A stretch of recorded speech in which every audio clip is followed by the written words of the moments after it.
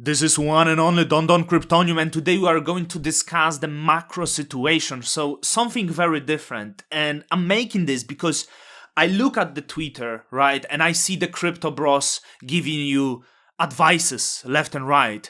They throw the theories that don't have anything to do with reality, right? They treat the money printing like it's something new. But it's much more nuanced. So before we start, make sure you smash the like button for Don Cryptonium. Make sure you subscribe and leave the comment if you have different opinion. Look, I do not understand money, but I try to understand them, okay? I'm going to start this video with the tweet of the Lyn Alden. Lyn Alden is the big Bitcoiner, but she's also the macro expert. And something very interesting because she shared the inflation rate from 2000 to 2022. And you can see that the CPI numbers were 2.6% per year. In the same period, the money supply growth was 6.8% per year. You know, many people would see, hey, money printing create the inflation. And then you have also got a gold price, which is 8.4%, oil price 4.7%. And what you can clearly see from this data that the money supply grew much faster than we actually had the inflation, something many people do not expect. And she also says that technology is actually going crazy low, while the things that are scarce, like commodities, actually go up in value. But what's most important, I found some really interesting chart. M2 money supply growth versus inflation, because many people believe that, hey, this money printing that occurred here now is something very new that happens, right? Something that's going to kill us. So we are going to analyze this chart. So this chart, as you can see, I can choose the number of years, like 8 years just right after a war, 110 years of how M2 money supply grew versus inflation we had. And obviously the money supply grew in the COVID recessions to the record levels. But, you know, we were pretty close in the past for that. And look at the Great Depression when the, money become really scarce, because many people don't understand that scarce money is massive issue. And that was the issue during the great financial crisis. You know, we had the inflation going massively negative, money become very scarce, and people literally were hungry on the streets. So then we had the money printing, and also what you can see, the most similar situation to what happened in 2020, was the situation of the war. The economy, the slowdown of the war in the economic activity. Then at the end of that, we have the December 1943, you had a massive money printing, because of the war. And right after war, what happens, you have massive inflation rate at close to 20%. And you can see very similar to what happened just recently. And few years following that, 2 years later, you actually hit deflation. So my question is, are we going to hit the same over here? I don't know. I'm just trying to see and look at the data. So many people think in recent years we had massive money supply growth. But also when you look at this chart and you check especially the period between 1960 to around 1980 or even like close to 85, you can see that money supply growth at the insane rates, often over 10% a year. And in recent years, we didn't have it, with small exception of the COVID recession that we had. So actually, between 1960 to 1980, the printing of the money, the creation of the money was much higher than the creation of the money after 2000, right? What it tells us, are we really going to devalue dollar right now? Or we always were doing this and this is something not very new?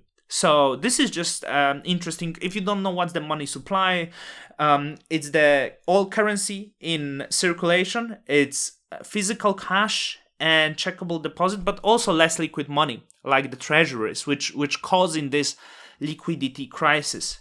So let's go to another data, because there is quite a lot of fun data that we have here. For example, the inflation rate versus money supply and GDP.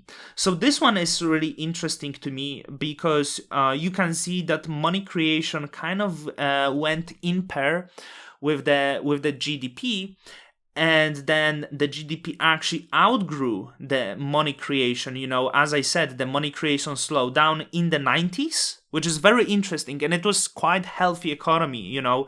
90s to 2008, the GDP outgrew the money creation, which created the massive economical boom on the West, including US and Europe.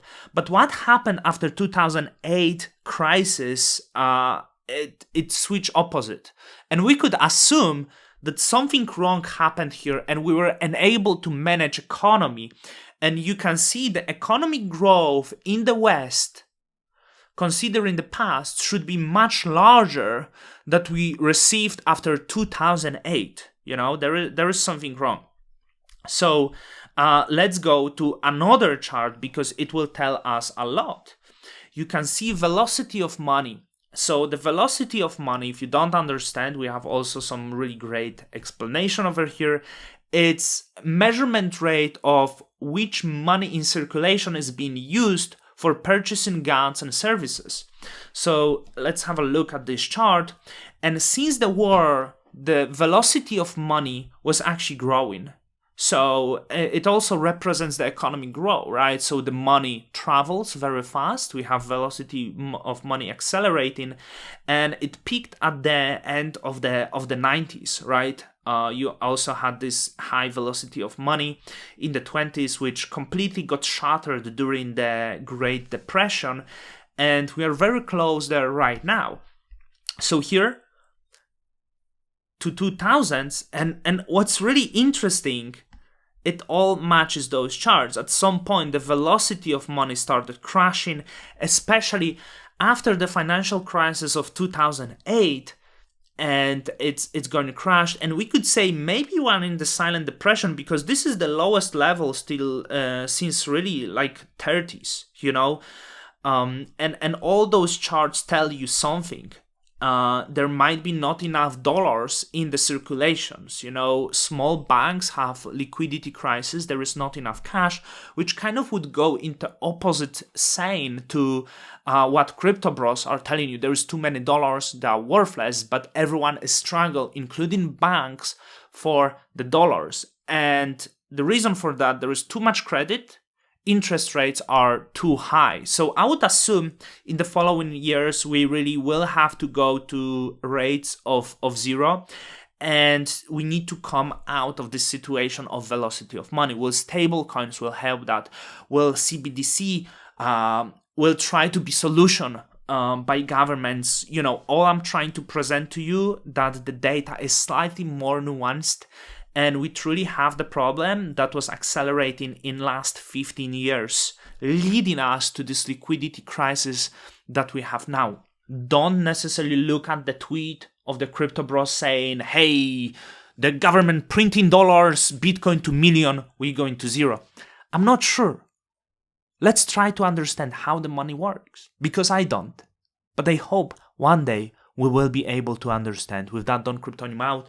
Check the Lynn Alden. You know, she has the interesting newsletter. You always should educate yourself about economy, about money, because one thing you need to understand, crypto has a lot of great developers, but also those great developers are very bad economists. With that, Don Cryptonium out. Till the next time.